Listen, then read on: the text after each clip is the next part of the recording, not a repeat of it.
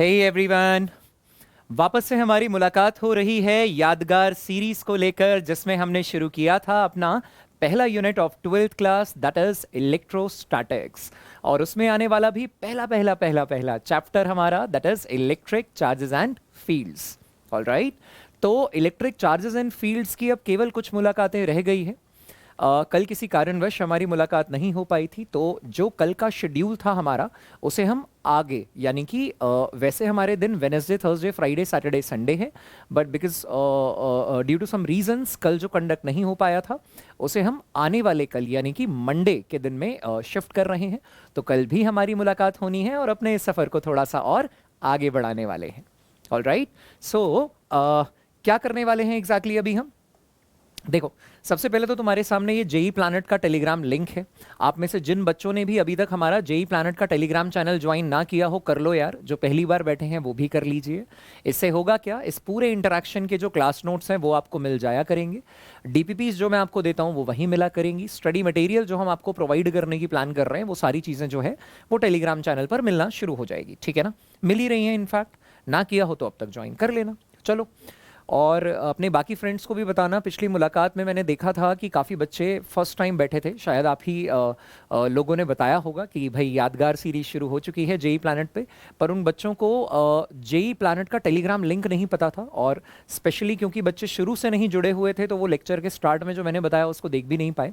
तो अगर आपके पास आपसे कोई पूछे, आपको दिखे कि कोई कमेंट सेक्शन में भी पूछ रहा है, तो मैं आपको भी सजेस्ट करूंगा कि सबकी हेल्प कीजिए, टेलीग्राम चैनल का लिंक पोस्ट कर दीजिएगा। ठीक है, चलिए। एनीवेज यार, यूट्यूब पे जो हम पढ़ रहे होते हैं और जो मैं अनअकैडमी स्पेशल पर तुम लोगों के लिए फ्री लाइव सेशंस रखने वाला हूँ, वो तो ठीक है, लेकिन उसके अलावा भी अनअकैडमी प्लस और अनअकैडमी आइकॉनिक दो सेपरेट प्रोग्राम्स रन कर रहे हैं अनअकैडमी प्लेटफॉर्म पे। देखो है क्या यार, अनअकैडमी प्लस पे ना आपको अलग अलग इंडिविजुअल बेनिफिट्स मिलते हैं, आइकॉनिक पे अलग अलग। अक्सर मैं आपको ये बताता रहता हूँ, पर आज यार बड़ी ना एक मुद्दे की बात करने आया हूँ मैं। मुद्दा ये है कि होता क्या है ना, अपने एक्सपीरियंस से, अपने इतने सालों के टीचिंग एक्सपीरियंस से मुझे ये पता है कि बच्चे कौन सी गलती करते हैं। मैं वो आपके सामने रख सकता हूँ कि बॉस ये वाली गलती नहीं करना।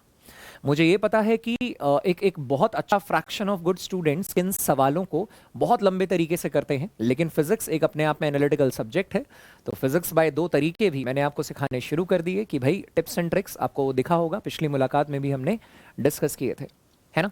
मुझे ये पता है कि बच्चे कब लूप से बाहर जाने लगते हैं, तो मैं आप लोगों को ऐसे वन शॉट सेशंस दूंगा, ऐसे प्रॉब्लम सॉल्विंग सेशन दूंगा जिससे आप लूप में रहेंगे, कॉन्टिन्यूटी बरकरार रहेगी, तो हम अच्छा स्कोर भी कर पाएंगे। लेकिन यार, इस सब डिलीवरी के बाद भी, इतना सब बताने और सिखाने के बाद भी, हर बच्चे में as an individual I believe वो अलग अलग परेशानियों को फेस करता है। मुझे लगता है कि हर बच्चा जो है, उसकी समस्या एक अलग प्रकार की होती है और उसका सल्यूशन भी ना एक अलग ही होता है। तो जब प्रॉब्लम अलग है तो सोल्यूशन भी अलग होगा। जब लॉक अलग है तो उसकी की, उसका ताला अलग है, तो हर ताले की अलग चाबी होती है ना यार।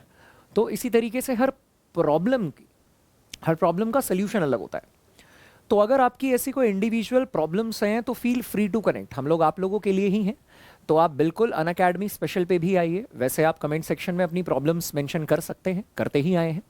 लेकिन इसके अलावा अगर और भी पर्सनली बात करना चाहते हो, तो आप अनअकैडमी ऐप पे आके मैसेज भी कर सकते हैं, अनअकैडमी स्पेशल प्लेटफॉर्म का यूज़ कर सकते हैं, है ना, और directly one two one interaction कर सकते हैं। ठीक है, तो कोई भी प्रॉब्लम होती है, रुकना नहीं है बिल्कुल, और डर बिल्कुल नहीं लगना चाहिए तुमको। जब डर लगे तो याद रखना कि कोई है जो तुमको बार बार कह रहा है कि भाई किसी भी प्रॉब्लम को फेस करो, कोई भी समस्या सी फील हो तो डायरेक्टली आके डिस्कस जरूर करना।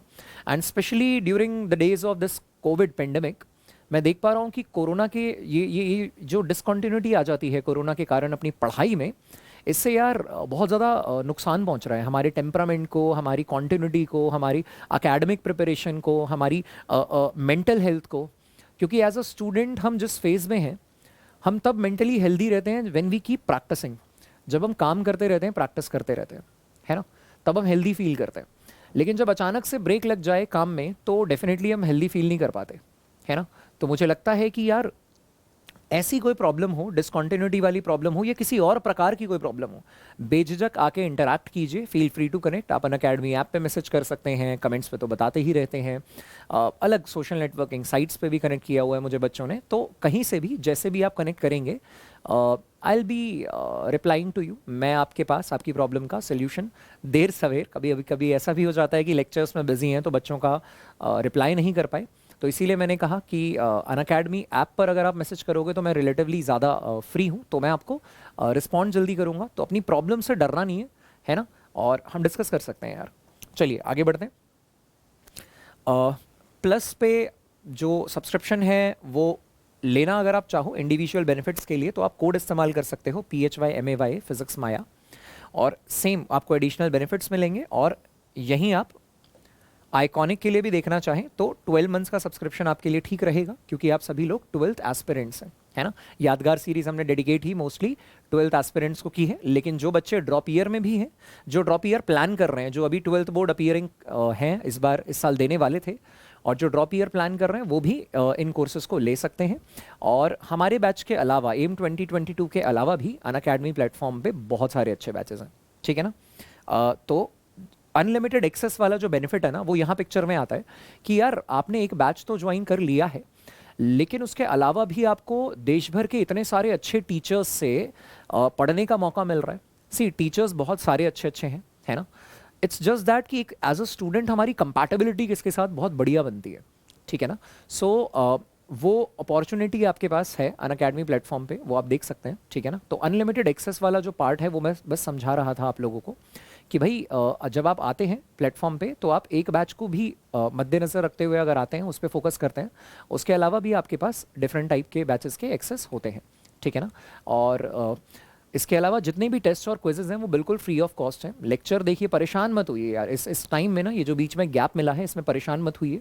क्विजेज हैं, क्विज देखिए, क्विज खेलिए, टेस्ट दीजिए, अपना असेसमेंट लीजिए, डिमोटिवेट मत होइए। देखिए आपकी वीकनेस क्या है, डिस्कस कीजिए हमसे कि आप अपनी वीकनेस को अपनी स्ट्रेंथ में कैसे कन्वर्ट करोगे, है ना। ये बात बहुत ज़रूरी है यार, ठीक है ना। पढ़ाई हम आगे करते जा रहे हैं, पढ़ाई आगे चलती भी रहेगी, लेकिन एट द सेम टाइम हमें हमारी चीज़ों को संजो के आगे चलना बहुत ज़्यादा इंपॉर्टेंट है ना। जितना कुछ पढ़ा है, जितनी कुछ मेहनत की है, उसको इकट्ठा करके आगे चलना इंपॉर्टेंट है, और अपग्रेड होते रहना भी इंपॉर्टेंट है, ठीक है। नए नए तौर तरीके से पढ़ाई करना, नए नए एक ही कॉन्सेप्ट को पढ़ने के कई तरीके देखना, अलग अलग किताबें पढ़ना, अपना ये जो टाइम है ये अलग अलग बुक्स पढ़ने में स्पेंड करना यार, ठीक है। Don't waste it, in fact take this as an opportunity to upgrade yourself. अपने स्किल्स पे काम करो, खुद को इम्प्रूव करो, अकेडमिकली खुद को और साउंड बनाने की कोशिश करो, फिजिकल हेल्थ पे ध्यान दो, है ना, मेंटल हेल्थ पे ध्यान दो। ये सारी चीज़ें बहुत ज़्यादा ज़रूरी है। बहुत ज़्यादा फ़ोन यूज़ मत करो, गेमिंग बहुत ज़्यादा मत करो, है ना। थोड़ा बहुत इंडोर, थोड़ा बहुत आउटडोर स्पोर्ट खेलने की कोशिश करो।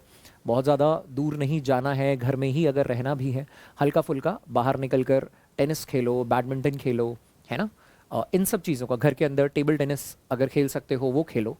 अपना ध्यान रखो, फिजिकल और मेंटल हेल्थ दोनों को मेंटेन करके रखो।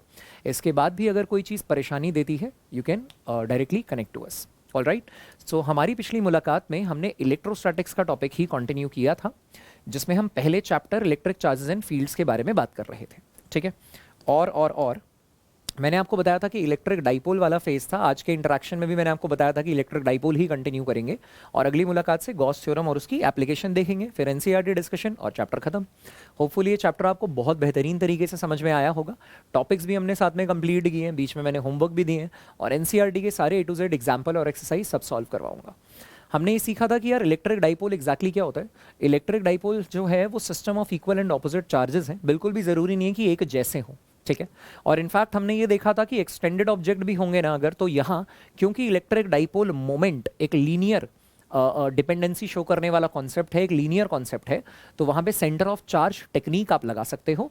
तो पिछली मुलाकात में हमने ऐसे सवाल भी देखे थे बेटा, जिसमें हमने कॉन्सेंट्रेशन ऑफ सेंटर ऑफ मास देखा था यार, और ऐसे भी सवाल देखे थे जिनमें हमने breaking of centre of mass भी देखा था। सो कॉम्बिनेशन भी देखा था और ब्रेकिंग भी देखा था, जरा देख लेते हैं। So this was the problem, और हमने देखा था कि डायरेक्शन जो है इलेक्ट्रिक डाइपोल मोमेंट की वो नेगेटिव से पॉजिटिव होती है।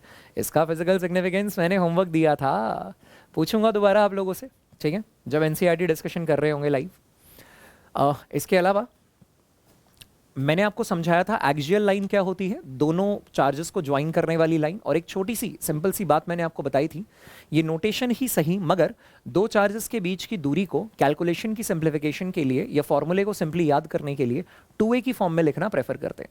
तो क्या वो सिंप्लीफिकेशन होती है, कैसे फॉर्मूले होते हैं, आज हम पढ़ेंगे।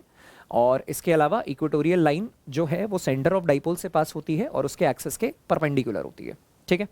सो अब हमारा जो कॉन्सेप्ट है वो क्या है, हमें निकालना है electric field at any point, electric field at any point, at any point on the axial line, on the axial line of short electric dipole, short electric dipole. एक छोटे इलेक्ट्रिक डाइपोल के वजह से उसके एक्सिस पे जो भी point होगा, उसके एक्सिस पे कोई आर्बिट्ररी पॉइंट है, वहाँ पे हमको क्या निकालना है, वहाँ पे हमको इलेक्ट्रिक फील्ड निकालनी है।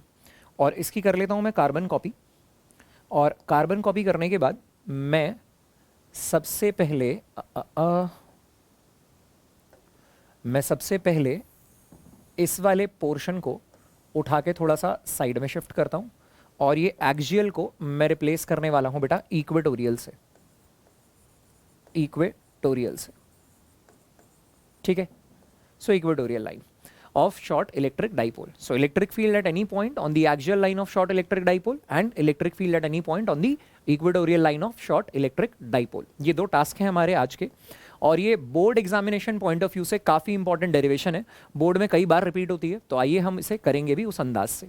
तो याद है ना तुमको एक्सियल लाइन क्या होती थी यार, आपने कहा कि सर एक पहले तो एक लाइन कंसिडर कर लीजिए, पहले तो एक लाइन कंसिडर कर लीजिए और आप कहना चाहते हैं सर कि ये आपकी एक्सियल लाइन है। ये क्या है, एक एक्सियल लाइन है। इसका मतलब जो डाइपोल है उसके दोनों चार्जेस यहीं पर हैं। आप कह सकते हैं कि ये यहाँ पर है हमारे पास प्लस क्यू चार्ज, ठीक है, this is my plus Q charge, और यहाँ पर ये है हमारे पास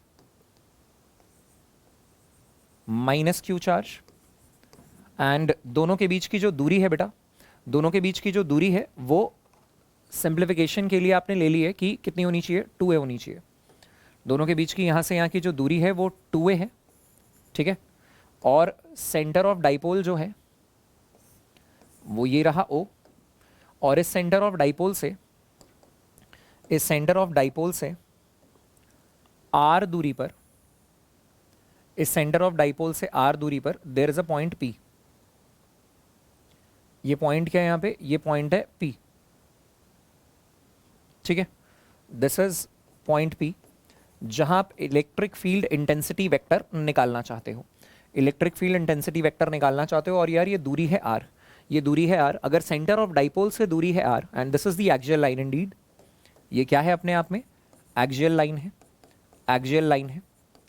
और आप बोलेंगे कि यहाँ जो इलेक्ट्रिक फील्ड है देखो ना, ये दूरी 2a है, तो ये वाली दूरी यहाँ से यहाँ तक कितनी हो गई a, और ये वाली दूरी यहाँ से यहाँ तक कितनी हो गई a। और आपने इलेक्ट्रिक डाइपोल मोमेंट की डायरेक्शन बताई नेगेटिव से पॉजिटिव, इलेक्ट्रिक डाइपोल मोमेंट की डायरेक्शन क्या बता दी बॉस हमने, नेगेटिव से पॉजिटिव, माइनस क्यू से प्लस क्यू। ये सारी चीज़ें हो गई। सिस्टम को समझो पहले, इलेक्ट्रिक डाइपोल सिस्टम बनाया, दोनों चार्जेस के बीच की दूरी बनाई, सभी डिस्टेंसेस को मेजर किया, एक्सेस को एक्सटेंड किया, नामकरण किया एक्सियल लाइन। बोला कि यार सेंटर ऑफ डाइपोल से r दूरी पर there is a point P on the axial line जहां पे आप इलेक्ट्रिक फील्ड इंटेंसिटी डिटरमाइन करना चाहते हो यार। तो ये इलेक्ट्रिक फील्ड इंटेंसिटी डिटरमाइन कैसे करेंगे, ये सवाल है हमारे मन में। तो हम ये कहेंगे, और आज यही दो डेरिवेशन करेंगे, आज यही दो डेरिवेशन करेंगे, इन्हीं को ढंग से समझेंगे, बार बार बार बार बार बार करेंगे, 2 बार करेंगे, 4 बार करेंगे, जब तक दोनों जगह ना बैठ जाए, दिमाग में भी और दिल में भी, ठीक है जी। सो हम ये कहेंगे कि मान लेते हैं हमने इनका कर दिया नामकरण, हमने कहा कि ये m वाला चार्ज है, ये n वाला चार्ज है। क्योंकि ये नेगेटिव चार्ज है, क्योंकि ये नेगेटिव चार्ज है, P पॉइंट पे इलेक्ट्रिक फील्ड इसकी तरफ होगी, और क्योंकि ये करीब है, क्योंकि ये करीब है तो ये डोमिनेटिंग होगा। This will be electric field at point P due to कौन सा वाला चार्ज, n वाला चार्ज, ड्यू टू n वाला चार्ज, ठीक है।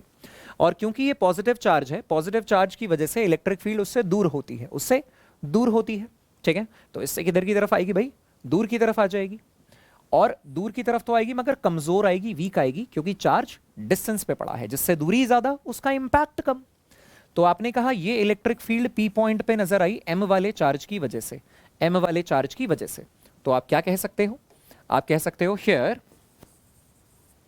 जो भी इलेक्ट्रिक फील्ड पी पॉइंट पे नेट नजर आएगी, जो भी इलेक्ट्रिक फील्ड पी पॉइंट पे नेट नजर आएगी, वो पी पॉइंट पे इलेक्ट्रिक फील्ड एम वाले चार्ज की वजह से प्लस पी पॉइंट पे इलेक्ट्रिक फील्ड एन वाले चार्ज की वजह से आएगी। नाउ एम वाला चार्ज यानी कि ये वाला चार्ज, ये वाला चार्ज, इससे टोटल दूरी कितनी है? आप कहेंगे यहां से यहां तक आर है, ये वाली दूरी पिंक वाली दूरी आर है, ये वाली दूरी येलो वाली दूरी ए है, तो एम से टोटल दूरी कितनी है बेटा? R plus A. आप बोलेंगे ये आ जाएगा k mod q by R plus A का होल स्क्वायर, ये तो आ गया मैग्नीट्यूड। और डायरेक्शन किधर आई? अगर ये इलेक्ट्रिक डाइपोल मोमेंट की डायरेक्शन है तो वहां इलेक्ट्रिक फील्ड की डायरेक्शन तो उससे ऑपोजिट है, ऑपोजिट है, तो आप बोलेंगे minus P cap, minus P cap.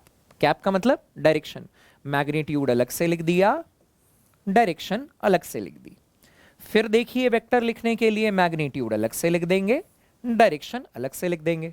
अब यार जब मैग्नीट्यूड लिखना है एन वाले चार्ज की वजह से, तो दूरी भी तो एन वाले चार्ज की वजह से ही लोगे। कितनी लोगे? आप कहोगे सर सेंटर से ये पिंक वाली दूरी आर है, पिंक कलर से जो मैंने मेंशन की है, ये वाली दूरी ए है, तो ये बची हुई दूरी कितनी हो गई बेटा? R minus A, R minus A और इसका स्क्वायर। इसीलिए मैं अलग अलग कलर का यूज कर रहा हूं ताकि आप डिस्टेंसेस में कंफ्यूज ना हो।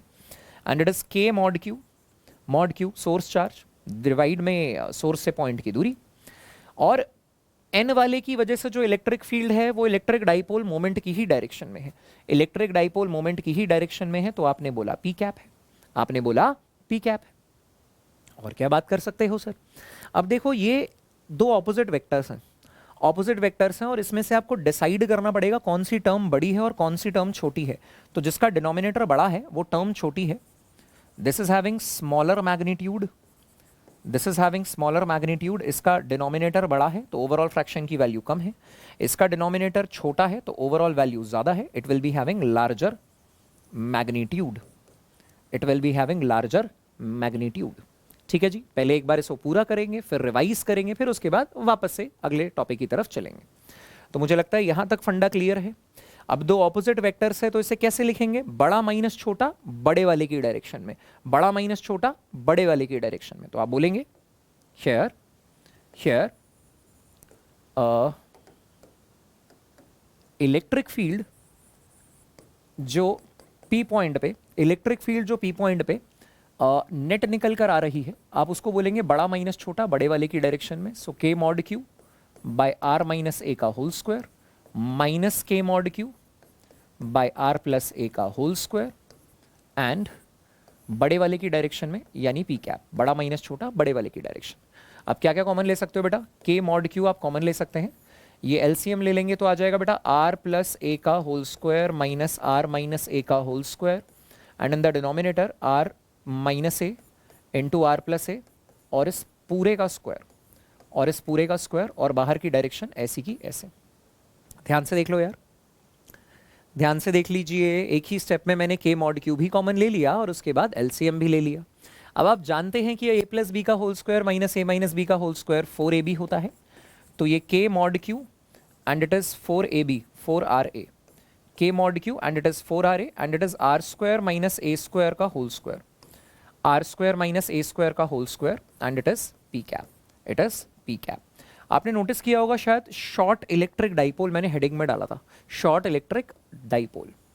इस शॉर्ट इलेक्ट्रिक डाइपोल का मतलब है कि डाइपोल में चार्जेस के जो बीच की दूरी है वो आर दूरी के कंपैरिजन में बहुत छोटी है। मतलब आप ये बोलेंगे for short electric dipole, for short electric dipole we can simply say कि 2a is less than r, so r square minus a square is approximately equal to r square only, it is approximately equal to r square only।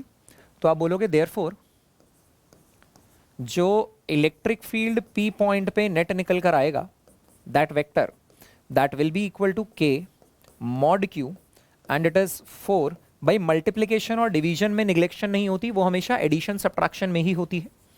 तो addition subtraction में आपने इसको approximately लिख दिया r square का whole square, क्योंकि r square minus ए square को आप आर स्क्वायर बोल सकते थे, and it is P cap.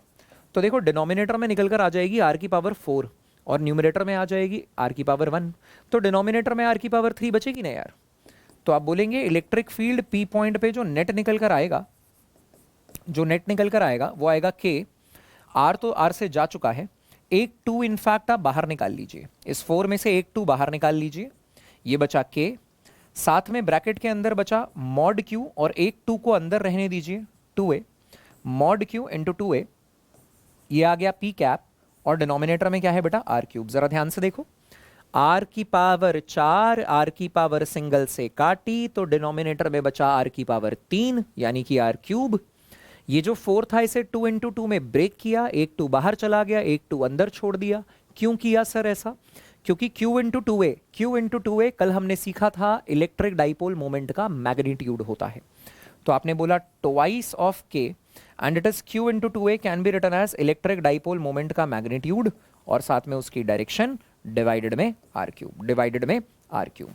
और ध्यान से देखने पे समझ में आया, ये आ गया 2k, डाइपोल मोमेंट के मैग्नीट्यूड को उसकी डायरेक्शन से मल्टीप्लाई करोगे तो पूरा का पूरा वेक्टर आ जाएगा, एक वेक्टर के मैग्नीट्यूड को उसकी डायरेक्शन से मल्टीप्लाई कर दोगे तो पूरा का पूरा वेक्टर आ जाएगा, डिवाइडेड में आर क्यूब, डिवाइडेड में आर क्यूब। देयरफॉर कंक्लूजन आप क्या बोल सकते हैं? देयरफॉर यू कैन सिंपली से कि कंक्लूजन ये निकला सर, कंक्लूजन ये निकला सर कि इलेक्ट्रिक फील्ड जो एक्सियल पॉइंट पर होती है, इलेक्ट्रिक फील्ड जो एक्सियल पॉइंट पर वेक्टर आएगा वो हमेशा 2kp बाय आर क्यूब आएगा, 2kp बाय आर क्यूब आएगा। आर की पावर 3 देख के हमारा दिमाग ठनका, हमको ये समझ में आया कि पॉइंट चार्ज की वजह से, इलेक्ट्रिक फील्ड पॉइंट चार्ज की वजह से जो होती है वो इनवर्स स्क्वायर लॉ फॉलो करती है, आर स्क्वायर होती है, आर स्क्वायर होती है। बट डाइपोल की वजह से जो इलेक्ट्रिक फील्ड होती है वो इनवर्सली प्रोपोर्शनल टू दूरी का क्यूब होती है। दूरी के क्यूब का मतलब क्या है? It degrades rapidly with distance. Point charge से दूरी बढ़ाने पर भी इलेक्ट्रिक फील्ड इंटेंसिटी तेजी से गिरती है, उसके मैग्नीट्यूड में तेजी से गिरावट देखने को मिलती है, डिक्रीज हो जाता है। But if you strictly talk about the electric dipole, अगर आप डाइपोल के बारे में बात करें तो दूरी की पावर क्यूब के इनवर्सली प्रोपोर्शनल है, तो ये तो और तेजी से घटेगा ना। फॉर एग्जाम्पल अगर आप डिस्टेंस को डबल कर दोगे पॉइंट चार्ज से तो इलेक्ट्रिक फील्ड का मैग्नीट्यूड 1/4 टाइम्स हो जाएगा, मगर इलेक्ट्रिक फील्ड का मैग्नीट्यूड डाइपोल से दूरी डबल करने पे 1/8 टाइम्स हो जाता है। 1/8 जो आप हाफ डबल करोगे दूरी, ये 2 नीचे निकल कर आएगा, 2 का क्यूब क्या हो जाएगा बेटा 8, और ऊपर वाले में 2 का स्क्वायर क्या हो जाएगा बेटा 4। बात समझ में आ गई? तो मुद्दे की बात हमने ये सीखी है कि दूरी को डबल करने पर, पॉइंट चार्ज से दूरी को डबल करने पर इलेक्ट्रिक फील्ड घटता तो है मगर 1/4 टाइम्स होता है। डाइपोल से दूरी को डबल करने पर इलेक्ट्रिक फील्ड फिर से घटता है मगर 1/8 टाइम्स हो जाता है और ज्यादा तेजी से डिग्रेड होता है। तो यार देखो इसके पीछे की मैथमेटिक्स या डेरिवेशन आपके सामने है, एक बार क्विक रिकैप कर लेते हैं क्या किया हमने। ये प्रिंसिपल ऑफ सुपरपोजिशन लगाया। What is this? According to principle of superposition, principle of superposition की net effect is summation of individual effect sir. So एक एक करके सबकी वजह से हम लिख सकते हैं, ठीक है? ठीक है, तो देखिए according to principle of superposition सबकी वजह से लिखा, देखा मैग्नीट्यूड किसका बड़ा किसका छोटा है, उसके अकॉर्डिंग सॉल्व किया और हमारा काम हो गया। आया ना समझ में? मेरा सजेशन है यार वीडियो को रिमाइंड करो और एक बार और ढंग से देखो, क्योंकि ये board examination point of view से बहुत इंपॉर्टेंट डेरिवेशन है। अभी के अभी कर लीजिए इसको कंप्लीट, फिर बढ़ाते हैं डिस्कशन को थोड़ा सा और आगे, ठीक है? कर लीजिए, चलिए इसको रिमाइंड करके कंप्लीट। ऑल राइट, तो मुझे उम्मीद है कि आपको ये डेरिवेशन समझ में आ गई होगी। तो चलिए डिस्कशन को बढ़ाते हैं अब अगले टॉपिक की तरफ, that is electric field at any point on the equatorial line of short electric dipole. ठीक है, क्या है जरा ध्यान से देखते हैं। हम ये बोलेंगे अब इक्वेटोरियल लाइन की बात है सर, यानी कि हम ये बोल देंगे कि हमारे पास, देखो जरा, हमारे पास ये चार्ज है प्लस क्यू, ये चार्ज है माइनस क्यू, ये है m पॉइंट, ये है n पॉइंट, दोनों के बीच की दूरी है 2a, center of dipole is O and this distance is a, this distance is also a, all right, and हम क्या बोलेंगे, इक्वेटोरियल लाइन तक जाना है और इलेक्ट्रिक डाइपोल मोमेंट की डायरेक्शन क्या है यार, नेगेटिव से पॉजिटिव। इलेक्ट्रिक डाइपोल मोमेंट की डायरेक्शन तो ये है -q2 + q, -q2 + q। अब आपने कहा कि हमें इक्वेटोरियल लाइन तक जाना है, तो अपनी इक्वेटोरियल लाइन तो ये रही यार, मतलब हम ये बोलेंगे कि एक्सिस से 90 डिग्री पे और सेंटर ऑफ डाइपोल से पास होती हुई जो ये लाइन होगी ये इक्वेटोरियल लाइन कहलाएगी। और इक्वेटोरियल लाइन पे सेंटर ऑफ डाइपोल से इक्वेटोरियल लाइन पे r दूरी पे एक पॉइंट P है जहां आप इलेक्ट्रिक फील्ड इंटेंसिटी डिटरमाइन करना चाहते हैं, ऑलराइट। तो मैं ये बोलूंगा कि देखिए, जरा गौर से देखिए, m पॉइंट पे रखा हुआ चार्ज पॉजिटिव है, इसकी वजह से P पॉइंट पे जो इलेक्ट्रिक फील्ड होगी वो इससे दूर होगी, एंड नाम रख देते हैं इसका E0, से E0। ये किसके बराबर होगा?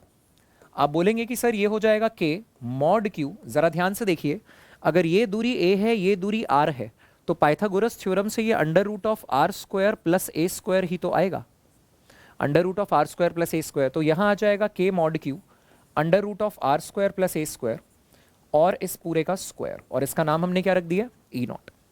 अब आप कहेंगे नेगेटिव वाले चार्ज की वजह से जो फील्ड होगी वो उसकी तरफ होगी, मगर वो भी होगी तो E0 ही। क्यों? क्योंकि सर ये दूरी a है, ये दूरी r है, तो ये दूरी भी बराबर है और चार्ज का मैग्नीट्यूड भी बराबर है। तो जब दोनों इंडिविजुअल सोर्स चार्जेस का मैग्नीट्यूड बराबर है, पॉइंट की सोर्स चार्जेस से दूरी बराबर है, तो इलेक्ट्रिक फील्ड इंटेंसिटी का भी मैग्नीट्यूड बराबर ही तो आएगा, डायरेक्शन ऑपोजिट है, पॉजिटिव चार्ज से दूर की तरफ है और नेगेटिव चार्ज की तरफ। अब हम ये कहना चाह रहे हैं कि मान लीजिए इस ट्राइंगल में ये एंगल फाई है, तो ये वाला एंगल भी फाई होगा, क्योंकि दोनों ही ट्राइंगल्स कॉन्ग्रुएंट हैं, और बाय सीपीसीटी अगर वो फाई है तो ये भी फाई होगा। अब अगर यहाँ पे एक लाइन खींची जाए तो आप बोलेंगे अगर ये एंगल फाई है तो ये वाला एंगल भी फाई हो जाएगा, corresponding angles. So there will be two components, here there will be E0 cos phi and here there will be E0 sin phi, all right. और अगर ये एंगल फाई है तो ये वाला एंगल फाई हो जाएगा, parallel lines, transversal, alternate interior angle. भाई ये फाई है तो ये फाई क्यों, CPCT, corresponding parts of congruent triangle. भाई ये फाई है तो ये ऊपर वाला फाई क्यों, कॉरेस्पॉन्डिंग एंगल्स। भाई ये फाई है तो ये नीचे वाला फाई क्यों, ऑल्टरनेट इंटीरियर एंगल्स। तो बेसिक ज्योमेट्री ही तो लग गई है ना। फायदा क्या हो गया सर, E0 को रिजॉल्व कर देंगे, इधर बोलेंगे कि ये आ गया E0 cos phi और इधर बोल देंगे कि ये आ गया है E0 sin phi, ठीक है। अब क्या बोल पाएंगे, बोलेंगे कि सर ऊपर वाला E0 sin phi और नीचे वाला E0 sin phi, ध्यान से देखिए ये तो हो गया कैंसिल आउट और आगे वाले ऐड हो गए। तो आप बोलेंगे शेयर जो भी P पॉइंट पे नेट इलेक्ट्रिक फील्ड वेक्टर होगा वो पहले तो 2 टाइम्स E0 cos phi, ये तो उसका मैग्नीट्यूड हो जाएगा, और इलेक्ट्रिक डाइपोल मोमेंट इधर है पीछे की तरफ, और ये इधर आ रहा है, तो क्या हम बोल सकते हैं इसकी डायरेक्शन जो है वो माइनस पी कैप है, ठीक है। और ध्यान से देखिए ये आ गया 2 टाइम्स E0 की वैल्यू आपने लिखी K mod Q, दोनों के बीच की दूरी अंडर रूट ऑफ, किन दोनों के बीच की दूरी, किसी भी चार्ज से पॉइंट की दूरी, और उसका स्क्वायर। और cos phi यार, ट्राइंगल में से cos phi लिखोगे तो base by hypotenuse, base is a, hypotenuse is ये, तो a बाय अंडर रूट में r² + a², और ये आ गया माइनस पी कैप, ठीक है। जरा ध्यान से देखिए ये आ गया K mod Q, ये 2 और a को साथ में लिख दिया हमने 2a, और ये माइनस पी कैप है, और डिनोमिनेटर में देखो क्या आया, डिनोमिनेटर में आया r² + a², इसकी पावर यहां से हाफ, रूट का मतलब क्या होता है पावर हाफ, और ये रूट से स्क्वायर कट गया यानी यहाँ पावर 1। बेस सेम मल्टीप्लाई करते टाइम पावर ऐड हो जाएगा 1 + 1/2 3/2, 1 + 1/2 3/2। देखो जरा बात समझ में आ गई क्या? ध्यान से देखिए, फिर लेकर चलते हैं डिस्कशन को आगे। देखो देखो, फिगर भी ध्यान से देखो, वीडियो को पॉज करो, फिगर का अध्ययन करो, इसको देखो, फिर बढ़ाते हैं डिस्कशन को आगे। करिए, देख लिया होगा दोस्त, चलें आगे। तो क्या करना है यार, for short dipoles can I से 2a जो है वो लेस देन r है। सो ये जो r² + a² है ये अप्रोक्सीमेटली इक्वल टू r² ही हो जाएगा, अप्रोक्सीमेटली इक्वल टू r² ही हो जाएगा। तो तुम बोलोगे देयरफॉर जो EP नेट निकल कर आने वाला है that will be equal to k, ये mod q into 2a, mod q into 2a को आप मॉड p बोल सकते हैं, and it is minus p cap. Denominator में अप्रोक्सीमेटली ये r² हो जाएगा और इसकी पावर 3/2, r² हो जाएगा और इसकी पावर 3/2। इसका मतलब इक्वेटोरियल लाइन पे जो इलेक्ट्रिक फील्ड निकल कर आ रही है वो एक वेक्टर के मैग्नीट्यूड को उसके डायरेक्शन से मल्टीप्लाई कर रहे हैं। माइनस बाहर निकाल लीजिए, माइनस बाहर आ गया, ये बचा के। एक वेक्टर के मैग्नीट्यूड को उसकी डायरेक्शन से मल्टीप्लाई कर रहे हैं, पूरा का पूरा वेक्टर आ गया, और डिनोमिनेटर में यार ये r³ आ गया, डिनोमिनेटर में ये r³ आ गया, and that's the formula. Clear है क्या मामला? ये निकल कर आ गया फॉर्मूला आपके पास। एंड एक छोटी सी नोट वाली बात ये भी है कि जब आप इलेक्ट्रिक फील्ड एक्सियल पॉइंट पे निकालते हैं और इसका मैग्नीट्यूड का रेशो इक्वेटोरियल पॉइंट के मैग्नीट्यूड के रेशो के साथ लेंगे बराबर की दूरी पे, तो ये 2 आएगा। क्योंकि आपने शायद नोटिस किया है पिछली बार जो रिजल्ट आ रहा था वो 2k p/r³ आ रहा था, 2k p/r³ पॉजिटिव साइन के साथ यानी इलेक्ट्रिक डाइपोल की डायरेक्शन में, -k p/r³ यानी माइनस साइन के साथ इलेक्ट्रिक डाइपोल से उल्टी डायरेक्शन में, और 2 भी मिसिंग है यानी एक्सियल पे जो इलेक्ट्रिक फील्ड होगी इक्वेटोरियल लाइन पे उतनी ही दूरी पे इलेक्ट्रिक फील्ड उसका आधा हो जाएगी। एक्सियल पे जो भी इलेक्ट्रिक फील्ड होगी इक्वेटोरियल लाइन पे सेंटर से उतनी ही दूरी पे जो इलेक्ट्रिक फील्ड इंटेंसिटी है इक्वेटोरियल लाइन पे वो आधी हो जाएगी। क्लियर है क्या? देख सकते हैं यार, ठीक है। तो इस डेरिवेशन को भी मेरा सजेशन है कि एक बार वीडियो को रिवाइंड कीजिए, पेन पेपर लेकर बैठिए। आज केवल मैंने 2 डेरिवेशन करवाई है, बोर्ड पॉइंट ऑफ व्यू से बहुत ज़्यादा इंपॉर्टेंट है, 5 मार्कर क्वेश्चन आ सकता है बेटा, तो इसको अभी के अभी आज के आज पैक करना है, ठीक है। और जैसा कि मैंने आपको शुरुआत में भी कहा था कि डरना बिल्कुल भी नहीं है और रिदम ब्रेक बिल्कुल भी नहीं करने देना, ठीक है। सिलेबस हमारा बहुत जल्दी बहुत अच्छे से ख़त्म हो जाएगा, कोई टेंशन वाली बात नहीं है। आप बस जुड़े रहिए, डटे रहिए अपनी पढ़ाई में, ठीक है। बिल्कुल डटे रहो यार, पढ़ाई करते रहो, ठीक है। और उसके अलावा भी किसी भी तरीके का कोई भी टेंशन हो, ऐसा लगे कि अब स्कूल नहीं जा रहे हैं, कॉन्टिन्यूटी ब्रेक हो गई है, क्या होगा कैसे होगा, इस साल के बोर्ड एग्जाम्स डिलेड हैं, पिछले साल के डिलेड थे, आगे कैसे करेंगे, कोई भी परेशानी बॉदर करे, feel free to connect. All right, so 14 April को हमारा बैच लॉन्च हुआ था यार अनअकैडमी प्लस पे, काफ़ी बच्चे उसमें आके जुड़े। आप चाहें तो आप भी जुड़ सकते हैं, फिजिक्स वाया कोड का आप इस्तेमाल कर सकते हैं। इसके अलावा अनअकैडमी प्लस और आइकॉनिक के बेनिफिट्स मैं आपको बता चुका हूं। अनअकैडमी प्लस में अनलिमिटेड एक्सेस भी मिलता है, लाइव क्लासेस तो होती ही हैं। आइकॉनिक में आपको पर्सनल गाइडेंस भी मिलती है, स्टडी प्लानर भी मिलता है, एक्सपर्ट गाइडलाइंस भी होती है, ठीक है जी। Ask a doubt feature Unacademy का यार एक बहुत अच्छा फीचर है, जिस फीचर का यूज़ करके घर बैठे पढ़ाई करते टाइम आप अपने डाउट्स की क्लैरिफिकेशन ले सकते हैं, ठीक है। बात समझ में आ गई है? क्या स्टेप्स होंगे उसके वो आपकी नज़रों के सामने हैं। इसको यार ट्राई मारना, मज़ा आएगा तुमको, ठीक है ना। और रिदम नहीं टूटता इससे, पढ़ाई करते हैं, मेहनत करते हैं, डाउट्स आते हैं, उनकी इंस्टेंट क्लैरिफिकेशन कोई दे दे, इससे बढ़िया और क्या चाहिए, ठीक है ना। यूसैट यानी अनअकैडमी स्कॉलरशिप असेसमेंट टेस्ट जो है, इसके रिजल्ट्स के बेसिस पे भी आपको ह्यूज स्कॉलरशिप्स मिलती हैं, जिनकी डिटेल मैंने अटैच कर दी है। इसके अलावा अनअकैडमी प्रोडिजी और ये जितने भी बैचेस यार अप्रैल में लॉन्च हुए हैं ना, उनकी डिटेल है, जिसमें से ये रहा हमारा बैच एम 2022। इसके अलावा भी बहुत सारे बैचेस हैं, बहुत सारे टीचर्स इस देश के बड़े बड़े टीचर्स भी अनअकैडमी प्लेटफॉर्म पे पढ़ाते हैं, तो आप चाहें तो किसी का भी बैच ले सकते हैं। और वैसे भी कोई एक बैच अगर आप देखते ही हो तो उसके साथ बाकियों के भी एक्सेस आपको मिल जाते हैं, जैसा मैंने बताया। सो अनअकैडमी प्रोडिजीज के थ्रू यार अब ये तुम्हारे इंटरेस्ट की बात है, मुझे लगता है अनअकैडमी प्रोडिजी के थ्रू आपको नाइट राइडर्स की टीम से मिलने का मौका मिल रहा है। स्कॉलरशिप्स काफ़ी ह्यूज हैं, इसके अलावा आप अगर अच्छा स्कोर करते हैं तो रैंकिंग भी होती है आपकी, स्कॉलरशिप्स भी आपको मिलते हैं। अप्रैल 24 और 25 पे टेस्ट है। जब 11 बजे ऑनवर्ड्स होगा, इनरोलमेंट उसकी आप अभी कर सकते हैं। इनवाइट कोड में आप ये भी डाल सकते हैं, ठीक है। और जैसा भी आपको लगे, मुझे ऐसा लगता है कि यार टेस्ट देते रहने चाहिए।